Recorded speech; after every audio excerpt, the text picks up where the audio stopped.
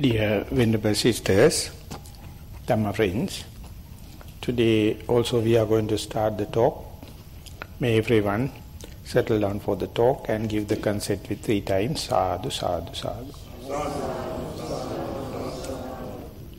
Namo tasse bhagavato arahato samma sambuddhasse. Namo tasse bhagavato arahato samma sambuddhasse. Namo tasse bhagavato arahato samma sambuddhasse. Tancha ceto vimutting panya vimutting yata bhutang pajanati yatassa te uppanna papaka akusala dhamma aparisesa pahiyanti ti. Dear Venerable Sisters, Dhamma friends, it's a kind of a conclusive remark the Buddha make after this particular discourse, that's concluding the particular discourse known as the Chappanaka Sutta, and it indicates how the mind gradually comes to this final liberation, the Ceto Vimutti, Panya Vimutti. Sometimes it is translated as liberation of mind and the liberation by wisdom. So it is a gradual thing, and if someone is interested, he or she has to monitor it in a gradual basis, in a very patient way. And the function of this particular discourse is, if the person who is monitoring, if he or she is endowed with this theory understanding, it's easier than without theory understanding. So that is why the Buddha take initiative to give this theory, so that one can go prepared and be patient and slowly see without any bewilderment, without any doubt whether I am advancing or am I stagnated. So whenever you read the sutta or listen to it and practice again and again, you see it is happening when you are in progress, it is happening in a galvanizing way. Slowly it becomes reinforced, galvanized, and qualitative and quantitative advancement is happening. Very difficult to see in a linear system. The advancement is happening in a matrix-like system. So yesterday, or we can say up to yesterday, we tried to understand how to handle these unarisen defilements not to arouse in the forthcoming thought moment. Because each and every thought moment is precious, and each and every thought moment is pure, irrespective of your past or any other recognition. Unless otherwise you infiltrate it with the past regret or frustration, the thought moment yet to come is precious. So there are chances the unreasoned defilements to arise. So you have to be aware. If you are theoretically ready, or you know theoretically, so you are not claiming the unreasoned defilements. If it is not due to the next moment, you learn the art of disclaimer or disavowing it, but it is not mere your emotional disclaimer or disavow, but you have your background, you have your history, how to make sure that half-hearted, half-boiled defilement appear to be arise in the next moment, to disclaim and be steadfast. No, it is not me, it is not mine, it is not myself. To make sure or to get the confirmation, you must know before this mishap, so to say, the eye is going to take upper hand and try to entertain visual object or hate something seen, or ear is going to take the upper hand and going to engage with likings and disliking on the what you hear. Likewise, when it's happening, before that turmoil, if you can make sure, I was mindful, I was simply with my body, and it was steadfast, and then all of a sudden this unexpected bombardment of the visual object happens, or sound happens, smell, taste, or touch of the other bodily sensation, or mind object happen, and definitely your stream of consciousness is turmoil, distracted, and some or the other, halfway understanding it without regretting, without self-accusation, without find-faulting with others, you simply bring it back to your body or your primary object. Then you see the body is really, really welcome, the returning mind, returning mindfulness, and simply you can be with your primary object. Mindfulness is reinstalled. That means you know before this event mind was mindful. After the event mind is now mindful. So that's a clear indication. In between there may be some turmoils, there may be some bewilderment and value judgment, assuming, commitment, but everything will be washed off, everything will be cleared as far as you reinstall and continue with the mindfulness. This we call, is rather attributed to your energy aspect.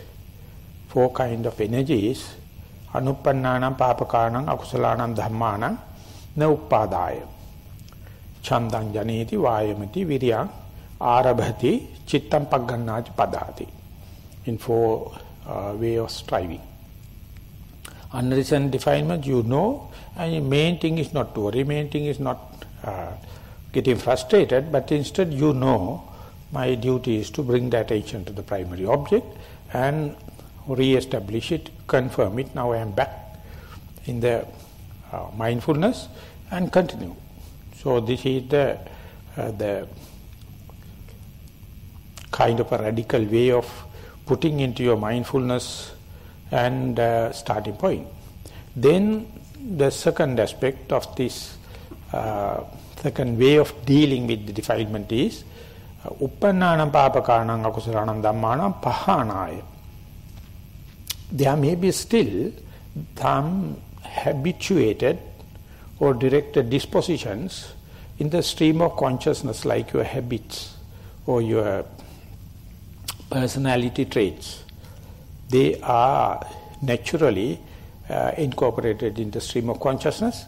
So when and where you become skillful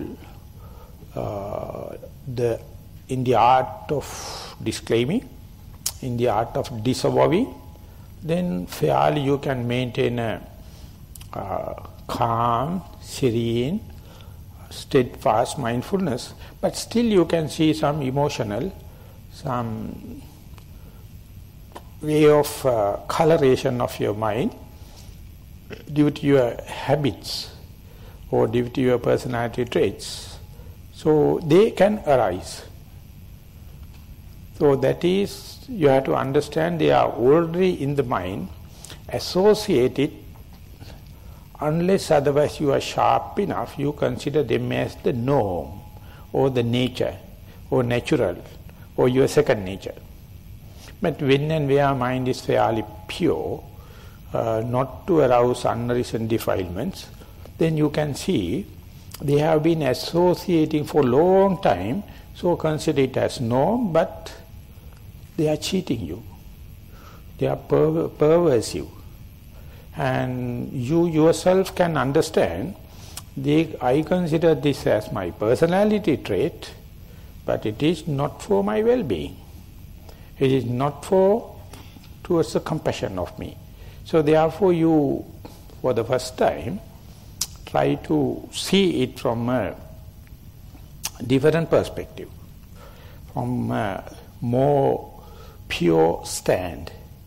And there you can see they appear like very innocent, appear like your habitual thing, dispositions or directed dispositions, but ultimately end up with suffering, ultimately end up with judgmental, wrong judgmental, assuming. So you have to understand, so far I consider this as myself. So far I consider that this is my personality trait. So far I tried my best to safeguard it. But that bloody thing is make me disturbed. So how to work with that already arisen defilements? It's a way you are looking at yourself from a different perspective. It's called Parato Sankalpe. You are looking at yourself as an outsider. As we try to understand when the carpenter is planing a wood, once in a way, traditional carpenters of course, they look at the work he has done with one eye closed to see its alignment in a critical outlook.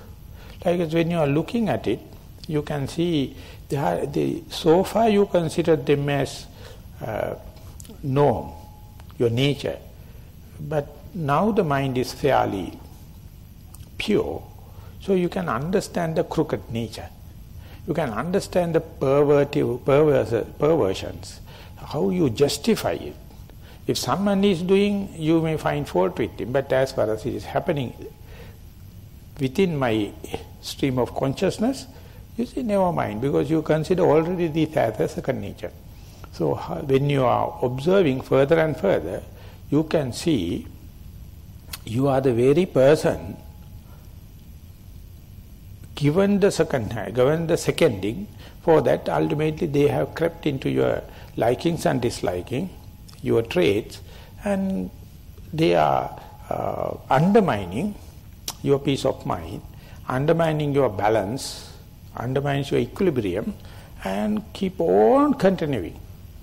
So the example given is, when a king in the olden tradition, they put a parapet pole and say, this is an inner city, and outside the parapet pole or water barrier or fence guard outside. So he keeps a doorkeeper not to allow any suspicious person to come into the inside the citadel. So therefore usually security guard is appointed, or the chief security guard is the elder son of the king. So he take care about any person coming from outside. So he question at the gate, and only he gives appointment, only he feels safe, otherwise he take care. But what about already inside the citadel, inside? So the king has to appoint secret agents to behave within that, to see who is behaving in a suspicious way. So that way you have to understand, even though you are keeping the guard at the gate, there may be some already entered and living like a civilians and the full-fledged members, but they are with always kind of an agenda, some conspiracies against the king, so catching them. It's very difficult. And if you misrecognize them, you may, in an unjust way, kill him. So you have to observe. If there is a suspicious person, again and again and again, there you need kind of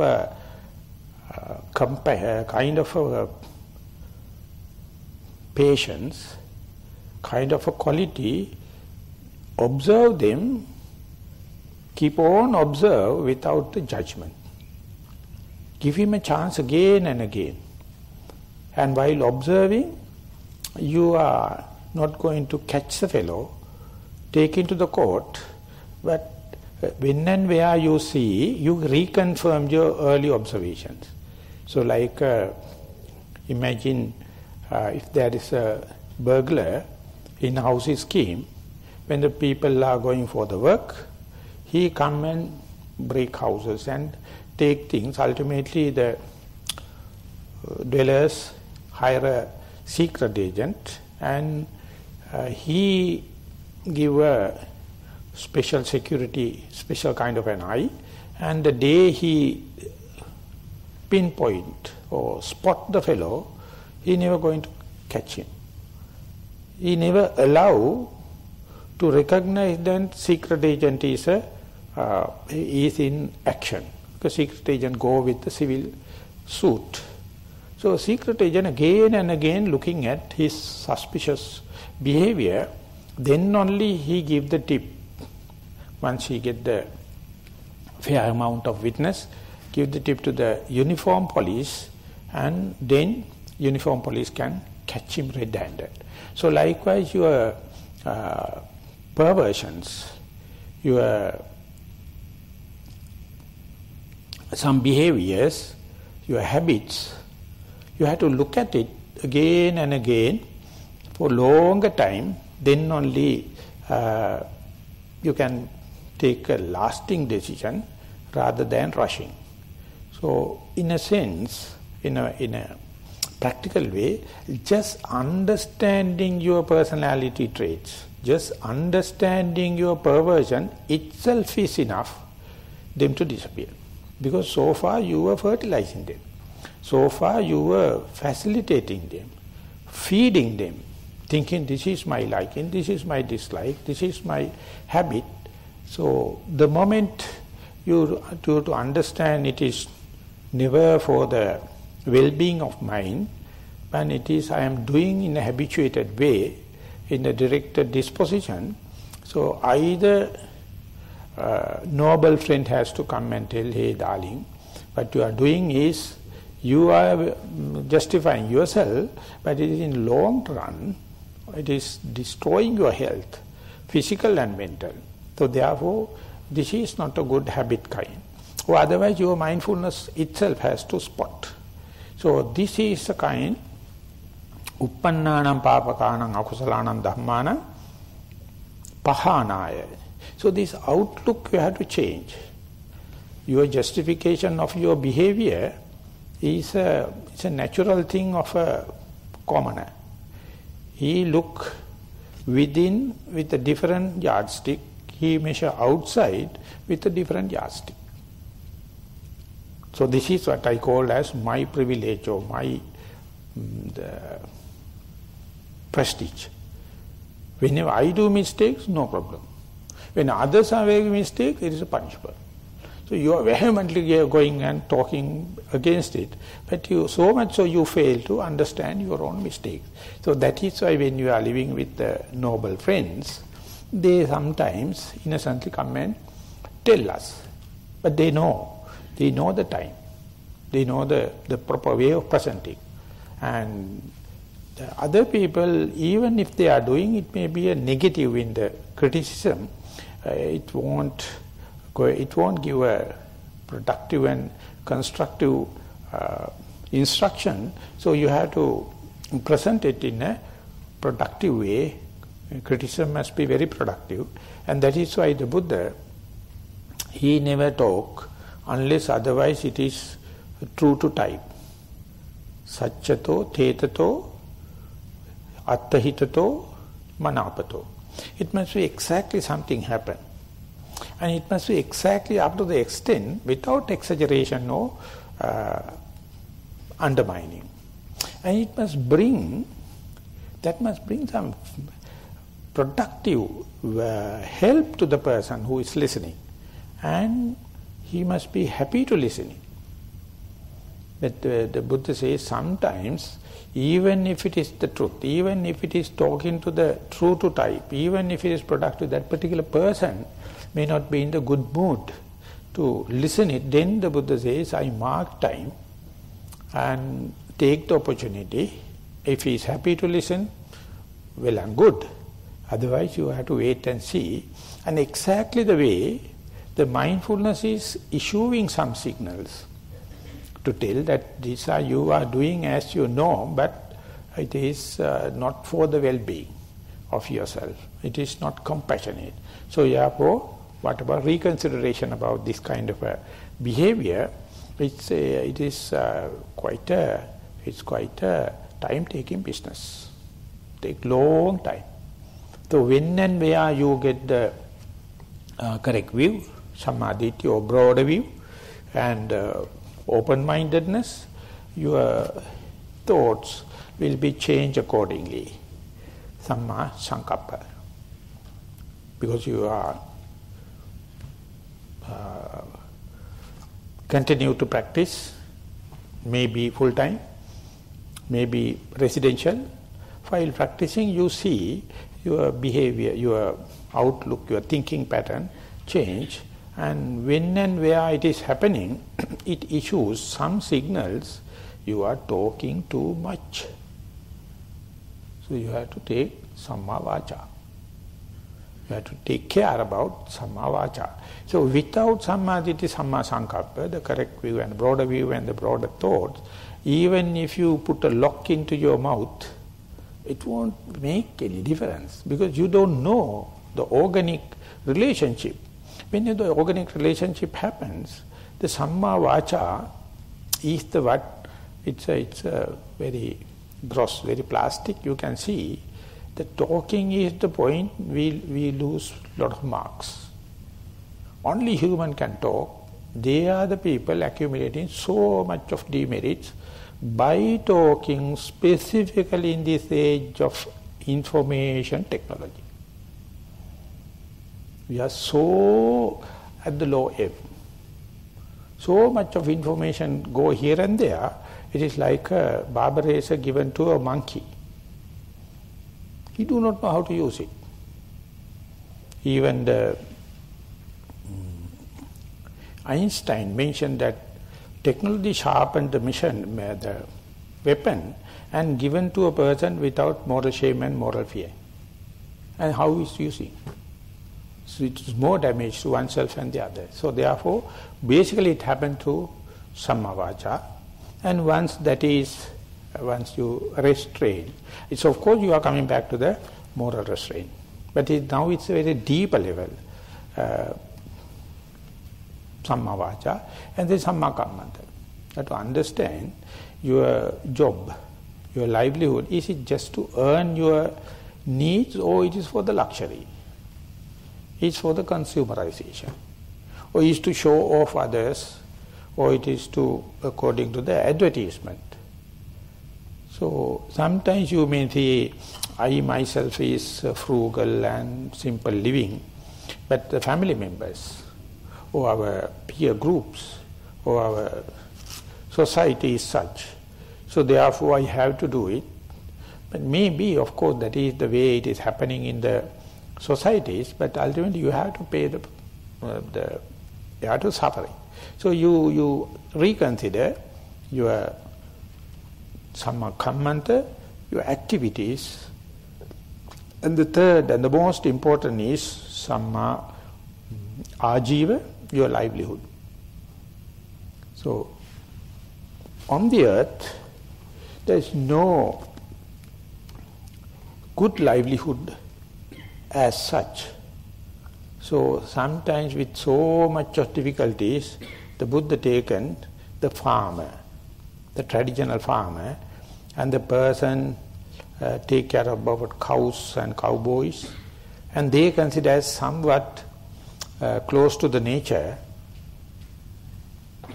So he takes a lot of example, the simple, down-to-earth kind of a job as a farmer or as a cow herd owner. So all the other jobs you find, there may be some kind of exploitation, some kind of cheating, some kind of grabbing the opportunity. So there you have to understand this all perversions, all your smartship, all your everything is for luxury, for consumerization. So therefore, if you are ready to cut off and come back to the simple living and high thinking and live with the utility value, you can compromise. So this is how whenever you are developing the mindfulness and try to keep the stream of consciousness fairly free of unreasoned defilements to arise, then you can see there are some kind of a value system, there's a kind of a likings and disliking, there's a kind of a personality traits. So you have to carefully look into that, but don't rush to a decision. Just observe it again and again and again, and that is the point I think the evolution going to take place within the human being. Our evolution is now stuck because we are more towards a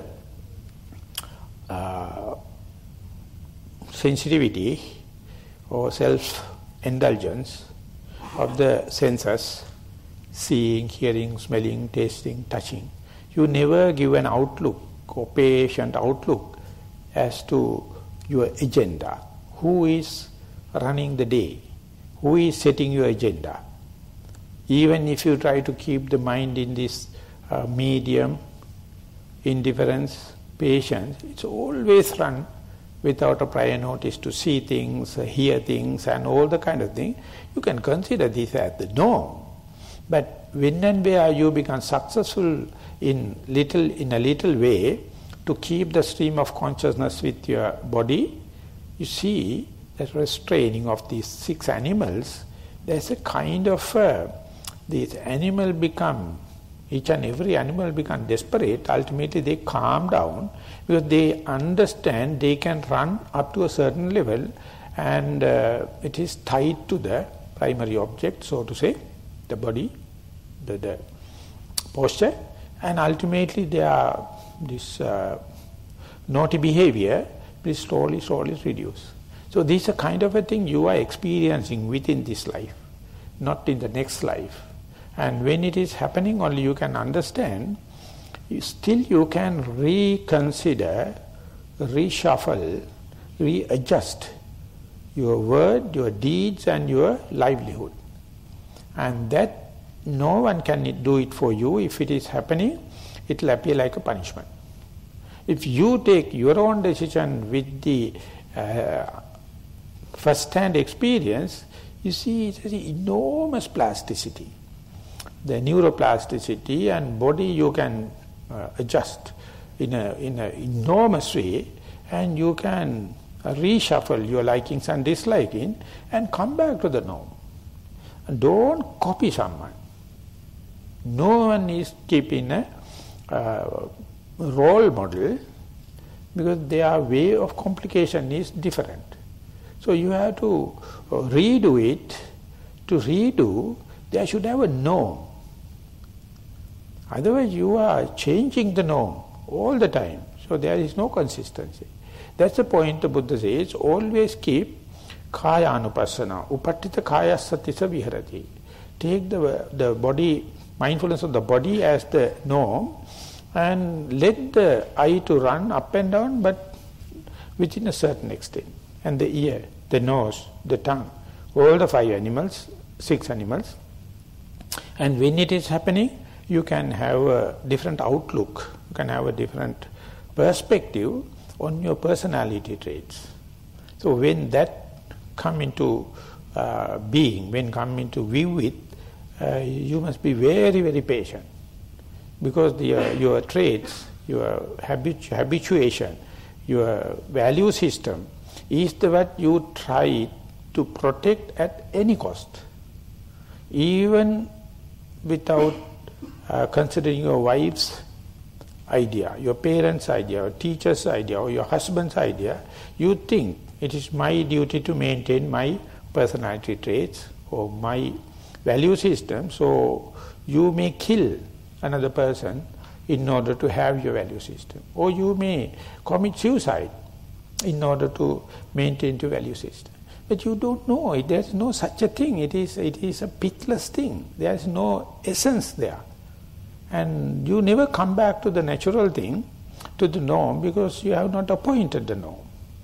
This appointment of the bodily posture, specifically in this particular sutta, or even in the Satipatthana Sutta, it is more and more you keep the posture, the body as the norm, you can understand living or being in the present moment is utterly contented, inalienable, it's unalloyed. It is the contentment, it is the peace. And being that, I is going to promise you, no, I can give you some titillating and hilariating objects, please forget about the body, please come with me. Or next, ear may say, no, the eye is one side, but I also can give that music, this music and this sound, so it is also going to pull, and sometimes you think, why not? And the nose, the tongue, the other bodily sensation and the mind. So you have nothing, no yardstick, you don't have a datum line, you don't have the norm. So much so you don't have a personality, you don't have a way of measuring. So Buddha is giving your own body, and when you are familiarizing the body again and again and entertain the present moment, it's very balanced, it's very quiet in a solitude, it's a peace of mind, it's a contentment. And there you understand being a human itself is a very rare thing. But who the hell experiencing it? They're always partial. Always I to go to the ear, nose, tongue and try to make special formulas and going to give higher promises rather than this Kayanupassana. So more and more you familiarize, take the Kayanupassana at the base or the datum line, you find it is, in simple English, it's a humanity. You become a human. You are not trying to be one-upmanship. You are not in a rat race. Everyone is the same. Everyone is the same status. And see, we have huge aesthetic value, huge ethical value, huge moral value. And you are not going to be extraordinary. You try to be yet another human. So when that happens, that is also kind of an art rather than a science. So you understand to judge yourself, not in a critical way, not in a destructive way. What is the utility value of it? Whatever you are doing. And there you can understand when and where you compromise for these basic needs and utility value, such an innocence, such a simplicity, and such a childlike mentality you already had before you become age 6. And that was the thing, and everyone can look at the young child and see how nice, how happy they are. But they don't have this value in the economic or political values.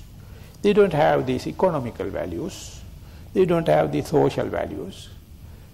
They are at peace. There's a lot of things we can learn from that, and not that it is permanently damaged. The plasticity is there, neuroplasticity and readjustability, where other animals, they don't have, because their instinct is so powerful, they can't change. Only the human can do it.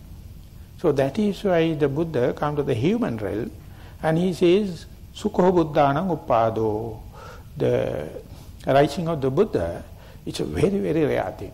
And next, Dullabho Manusatta Patilabho, being a human, is a very, very rare thing, and we still want happy with our body, we want to be a bodybuilding and facelifting and beautification, and so much of pollution, so much of artificial things are happening. So try to be, of course the beauty is a thing very valuable. Look at the statue of the Buddha. Extraordinary 32 features he is having. And 80 minor features, the most beautiful thing on the earth, the statue of the Buddha. No pharmaceutical, no beautification, no bodybuilding, no treadmill, nothing. Daily he walk about for 15 miles or maybe 15 kilometers. Never use even shoes. And you see, he is presenting a very nice example. So therefore is Buddha also concerned about beauty, but it's a natural beauty. So when and where you come back to the norm, the already arisen defilements, you have to be somewhat critical, but it must be constructive in criticism, and that is being presented as parato.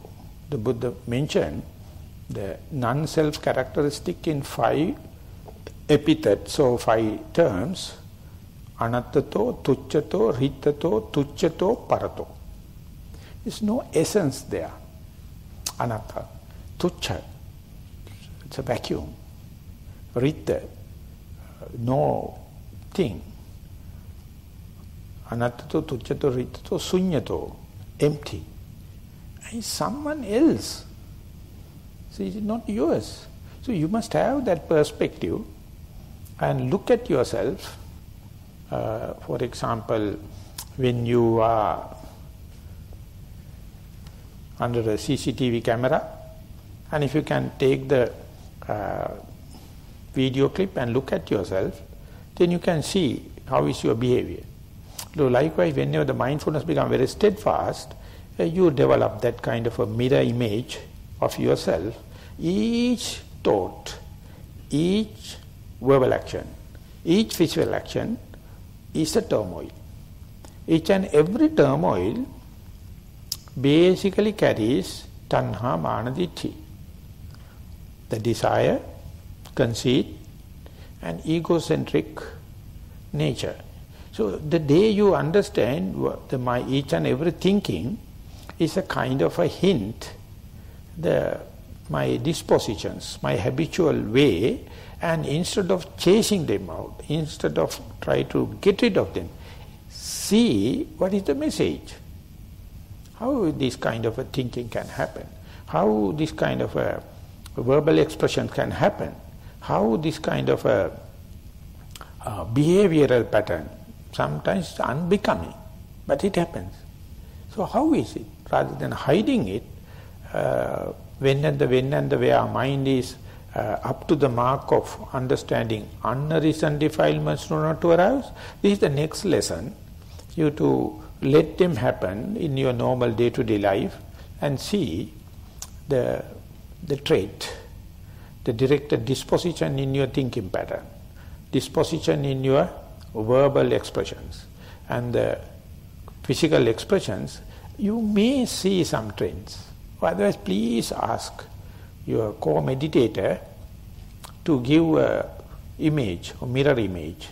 The mindfulness is the mirror, so you are looking through, and there you can see.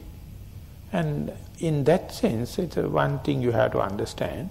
This is not the beginner's way. Fairly when you become advanced and know how to keep the body posture as your norm or pivotal point, then only you can go into that situation. And don't look at the others' faults.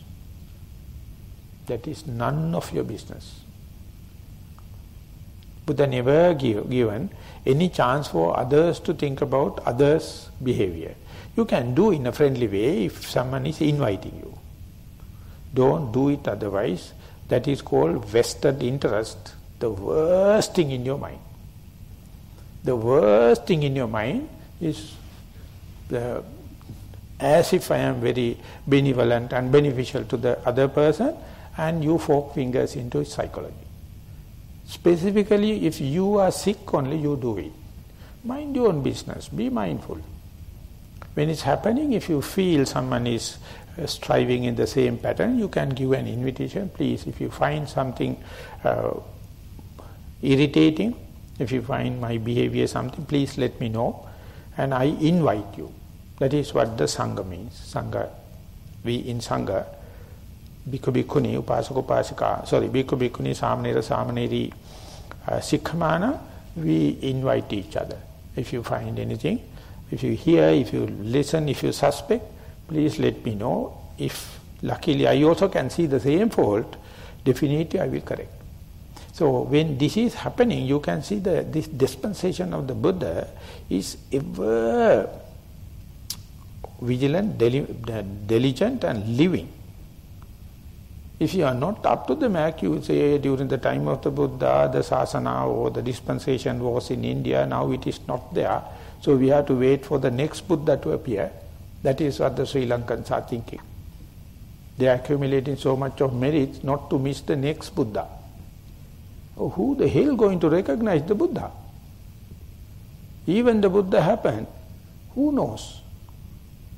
And I heard one Muslim person, I can't remember the name, he gave a very prolific and very rhetoric way the interpretation to the Parinibbana Sutta you find in the Digha Nikaya.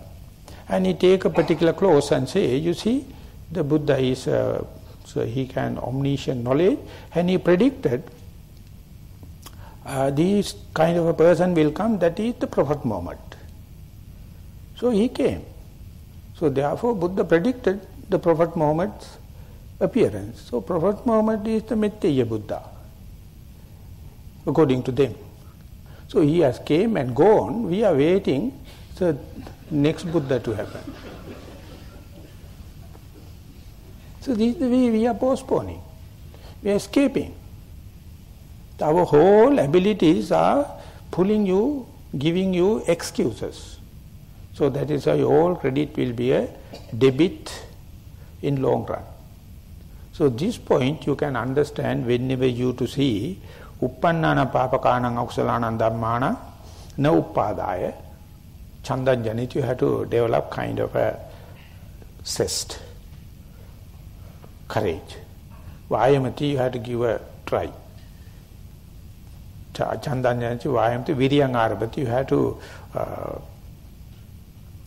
make the strategical way to see myself from a different perspective as a third person.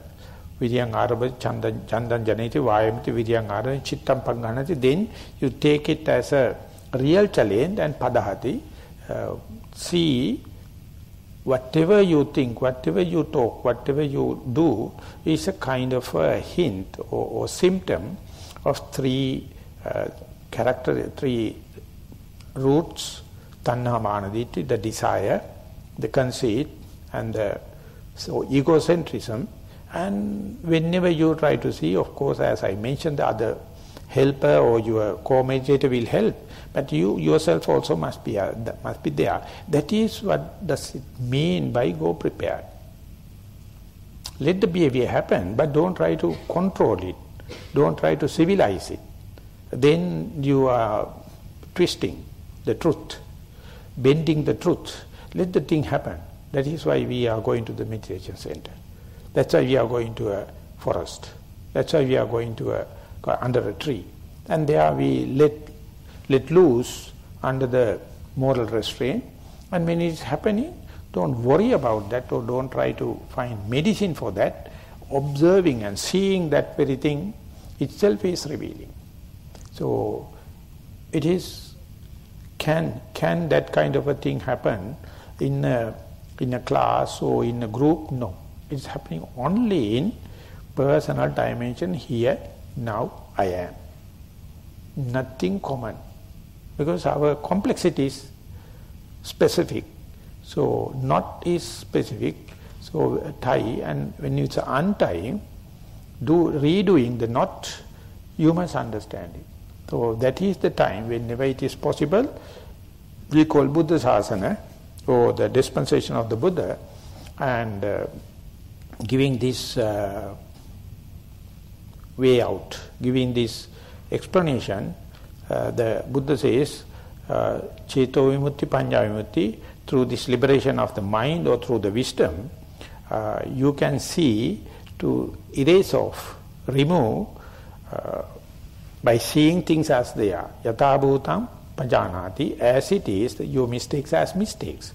And then uppannānaṁ pāpakānaṁ akusalaṇaṁ dhammānaṁ apparishesa pahiyanti.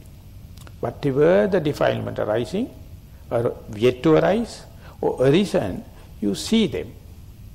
So, in some of the Mahayana tradition, they say, if you do not know, or if you are hiding, if you are escaping, if you are evading, then what will happen is, in the evening, in the dusk, when the robber is coming to your house, you misunderstand him as your brother or your son and let him in and treat him. And if you are going to misunderstand a robber, burglar, as your son, it is not the mistake of the burglar, it's a mistake of you. Because your personality traits, your habits, and your value system, you protect it as your son or your brother. So much so it is already inside the house, can do anything. So have a rethinking, have a different value system.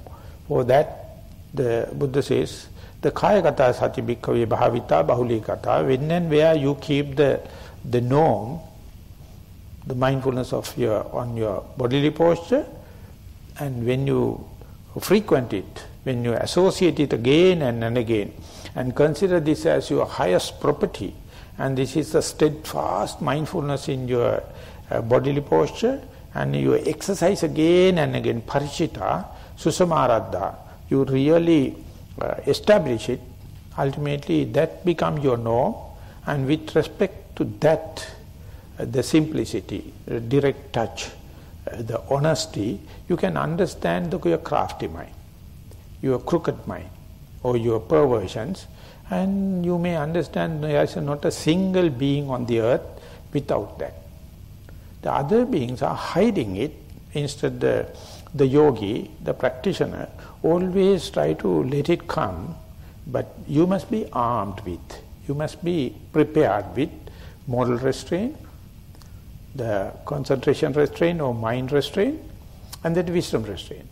Under such circumstances, when it happens, the observation itself is the medicine.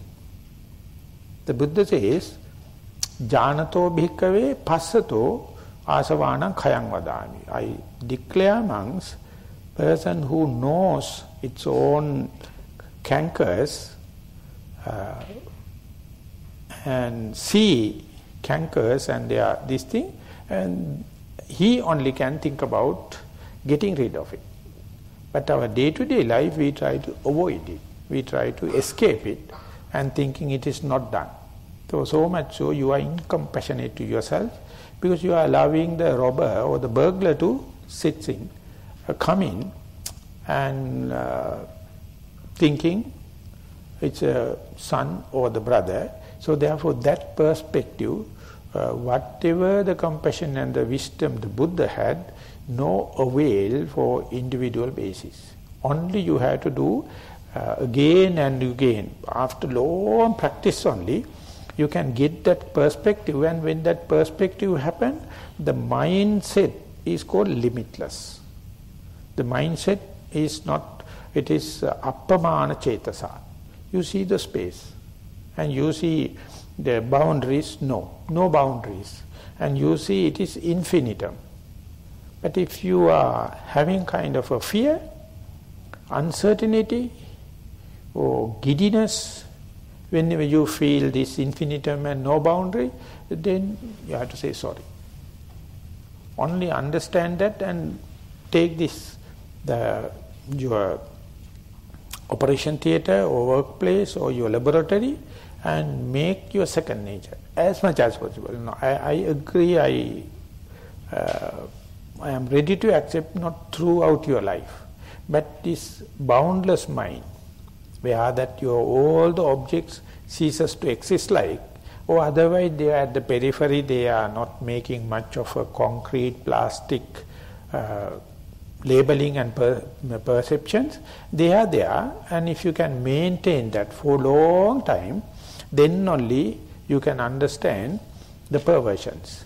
Then only you can understand the crooked nature, and things happen, and ultimately without looking at the paper how you put the signature. Without studying it, you give the second name because you have been habituated to it. And look at it from the outsider's point of view, and for that, this appamana cetasa we can consider as the solitude. So it is aloneness. But some people take medicine, consider it as loneliness. So present day, more than 40% of the population, they are always taking medicine because they feel lonely, they feel outcasted, they feel cornered, and medical science is exploiting it, and it is capitalizing it, and ever increasing. But if the doctor or psychiatrist, the Buddhist, can question the person, is it a loneliness or aloneness? If it's alone, it's an achievement, it's an endowment. If it's loneliness, maybe no moral shame and moral fear. Meditation won't answer.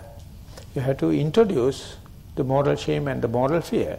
Whenever the aloneness go without moral shame, moral fear, it can appear like a loneliness. When you are introducing again and again the moral values or precepts or ethical values, you may put it in the correct perspective. So therefore, very difficult to give this in a society at large. There are a lot of chances for misunderstanding in the society at large, or in the constitutional level, or in the country or national level. But even the Nehru once became the Prime Minister of India, he told, I have my doubt whether the Buddhism can be applied in this society at large. But I can say, if you practice, you get results. Very difficult to put in the plural sense. So Buddhism trying to do it in the plural sense.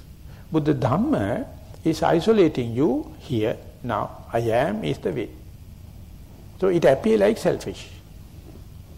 Buddha Dhamma appear like selfish. And Buddhism appear like it's a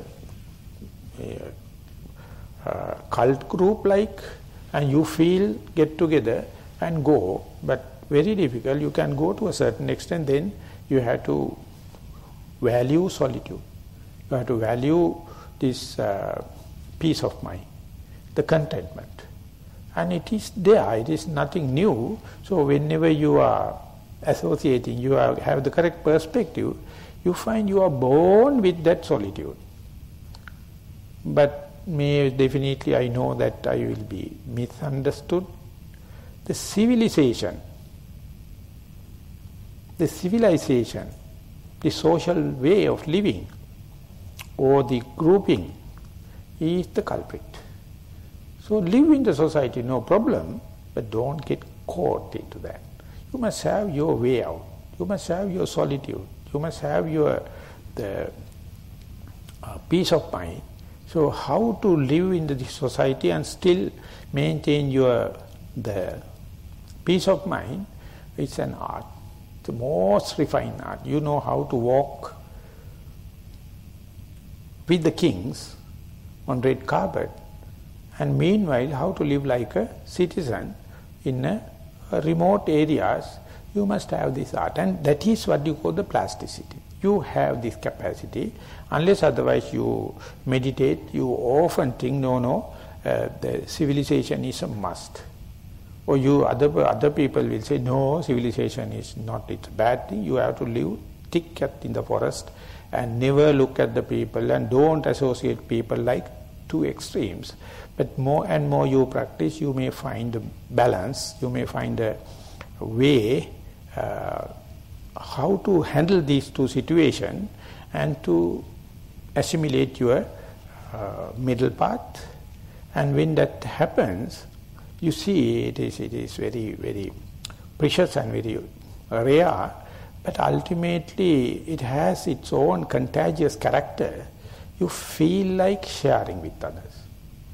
The Buddha mentioned, when and where you find the least frictional path, whenever you find the comfort zone, you know everyone will appreciate it. They are looking at the wrong place and the wrong time, and you feel like talking, but the communication won't take place unless the other party is ready, other party is mature. I hope we all are in the same boat. We communicate.